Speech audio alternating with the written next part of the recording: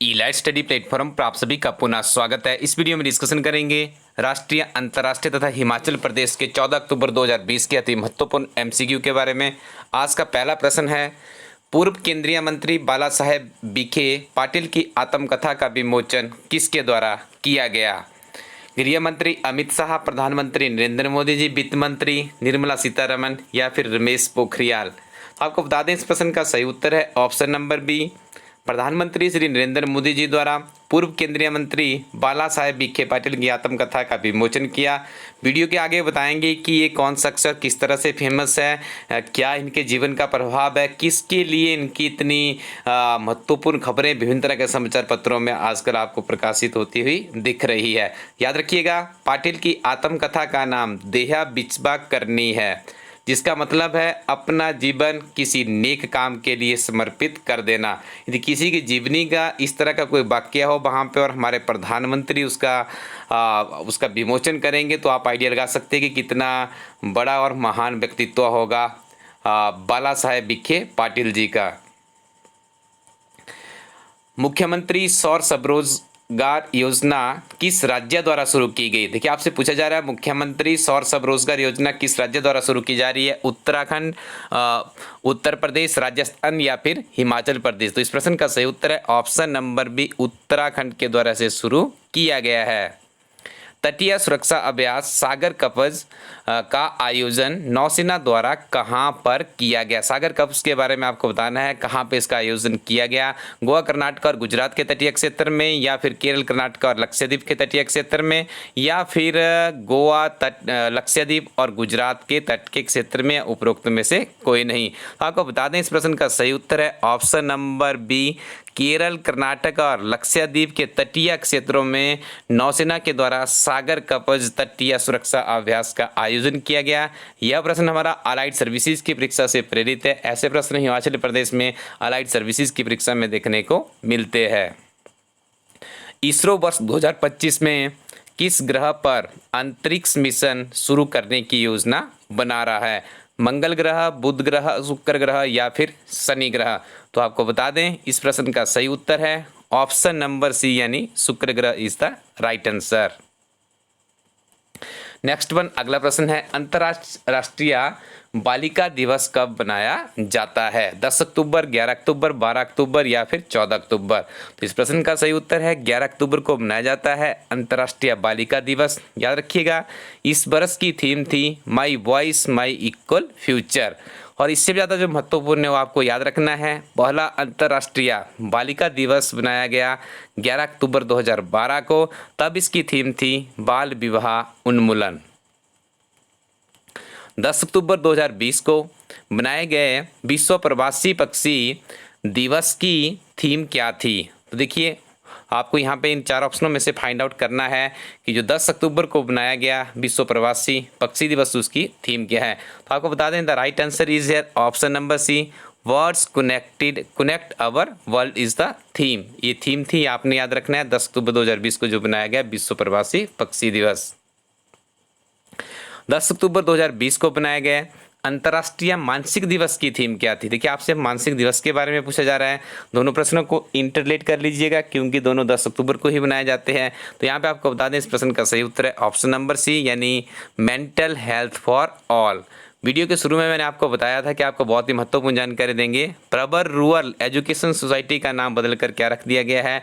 देखिए, सोसाइटी का नामकरण भी कर दिया गया है लोकनीति डॉक्टर बाला साहेब Vikhe Patil प्रबर rural education society. ये प्रश्न भी आपको देखना किसी न किसी परीक्षा में, जो आपको 3 फैक्ट्स मैंने बताया यहाँ से देखने को मिलेगा। अब ध्यान से सुनिए, प्रबर रूरल एजुकेशन सोसाइटी की स्थापना 1964 में अहमदानगर, जो कि गुजरात में स्थित है, वहाँ के लोनी में ग्रामीण जनता को विश्व स्तरीय शिक्षा प्रदान करना और बालिकाओं को सशक्त बनाने के उद्देश्य से की गई थी। तो आप यहाँ पे समझ पा रहे होंगे कितने महत्वपूर्ण फैक्ट्स हैं।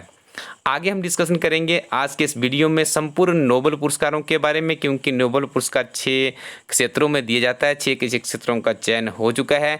यहाँ पे आप लोग आराम से इनका नाम सुनिएगा। यदि आपके अच्छी कमेंट्स मिलेगी तो बाद में हम एक सेपरेट वीडियो इसके ऊपर बनाएंगे, जिसमें आपको बहुत ही साधारण टिप्स के माध्यम से इनको रिमेंबर करना बताएंगे, क्योंकि यहाँ से अक्सर 2 या 3 प्रश्न आपको विभिन्न तरह के कम्पिटिटिव एग्जाम में देखने को मिलेंगे।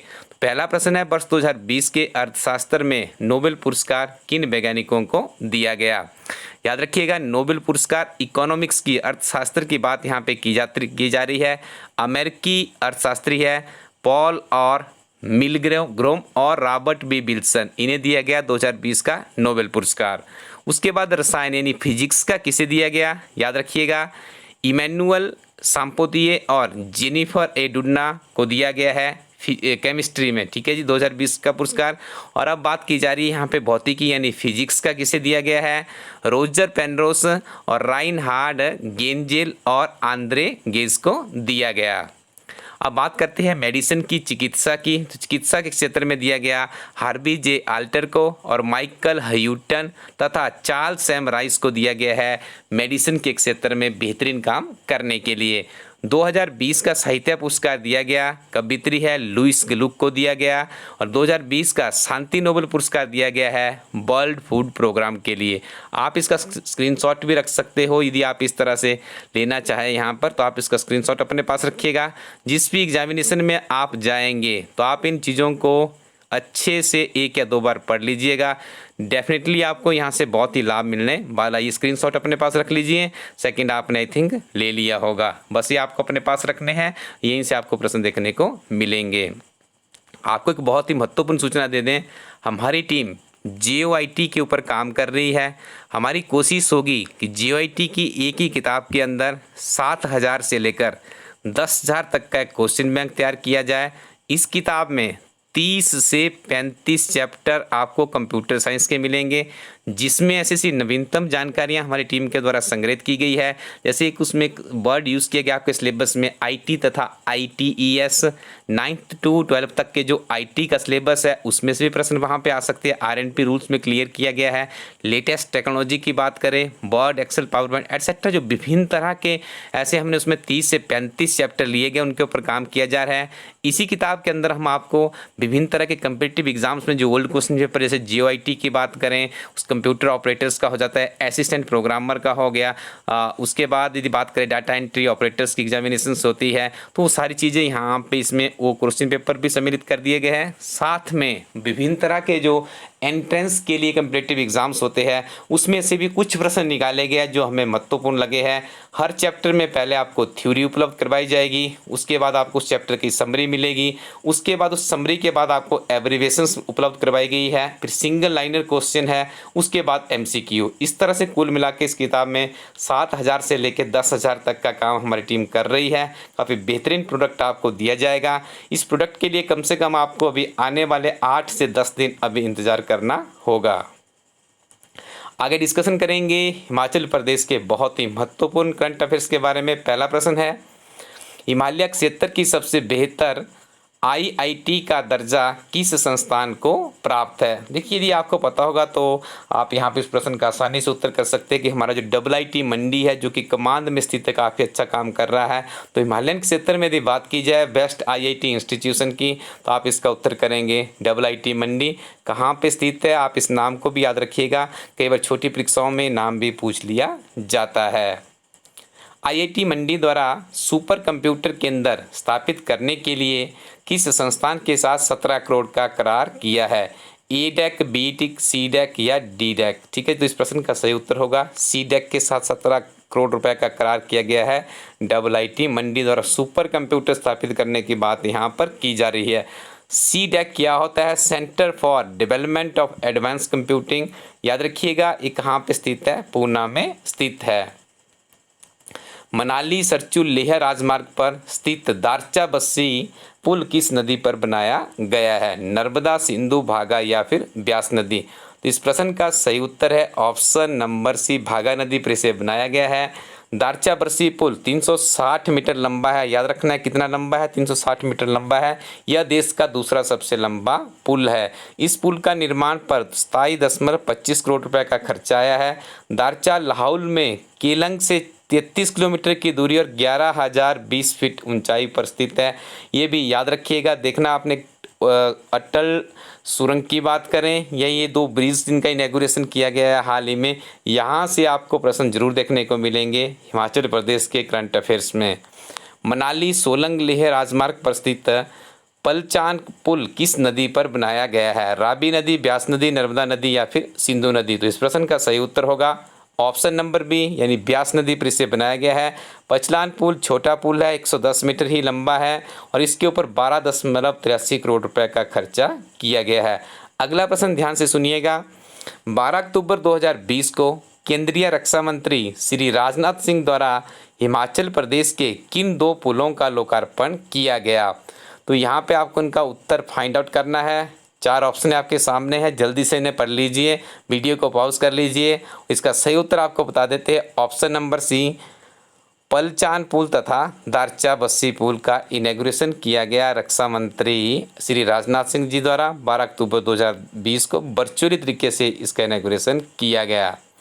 राजधानी दिल्ली में राष्ट्रीय स्तरीय स्काइट्स मिस क्वीन ऑफ इंडिया का खिताब किसने जीता है? निशा दीवान, निशा कटोच, आशा कुमारी या फिर निर्मला कटोच? तो इस प्रश्न का सही उत्तर है Nisha Katoch is the right answer.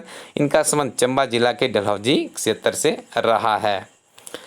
आप अपने कंप्यूटर स्क्रीन या अपने लैपटॉप या टैब के ऊपर इमेजेस देख पा रहे होंगे। इसमें से एक बहुत ही बेहतरीन इमेज है और इस इमेज को बनाने के लिए और इसके अंदर के जो डाटा को बनाने के लिए कम से कम 1 दशक का समय लगा है और इस 1 दशक में के अंदर इस किताब के अंदर कुछ इस तरह की अध्ययन सामग्री संग्रहित करने के योग्य हमारी टीम बन पाई है, जिसमें आपको 10,000 प्लस का क्वेश्चन बैंक मिलेगा। विभिन्न तरह के कंपैरेटिव एग्जाम्स के लिए काफ़ी महत्वपूर्ण अध्ययन सामग्री मानी जा सकती है यदि बात की जाए हिमाचल प्रदेश के परिप्रेक्ष्य में। तो आप इस किताब को हमारी वेबसाइट elitestudy.co.in से प्राप्त कर सकते हो या आप अपने नज़दीकी शॉपकीपर के माध्यम से भी इस किताब को एक बार विजिट कर लीजिए, देख लीजिए। डाटा क्वालिटी कंटेंट से यदि आपके काम का है तो आप इस बुक को परचेज कर सकते हो।